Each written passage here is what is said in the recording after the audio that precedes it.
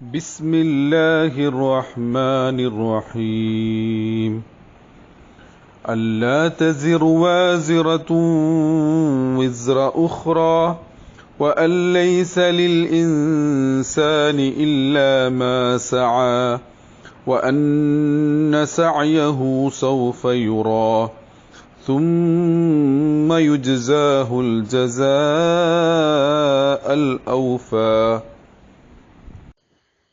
പരമകാരുണികനും കരുണാവാരിധിയുമായ അള്ളാഹുവിൻ്റെ നാമത്തിൽ. അതെന്തെന്നാൽ പാപഭാരം ചുമക്കുന്ന ആരും അപരൻ്റെ പാപച്ചുമട് പേറുകയില്ല. മനുഷ്യന് അവൻ പ്രവർത്തിച്ചതല്ലാതെ മറ്റൊന്നുമില്ല. തൻ്റെ കർമ്മഫലം താമസിയാതെ അവനെ കാണിക്കും. പിന്നെ അവനതിന് തികവോടെ പ്രതിഫലം ലഭിക്കും. സൂറത്തുൻ നജ്മ് 38 മുതൽ 41 വരെയുള്ള ആയത്തുകൾ.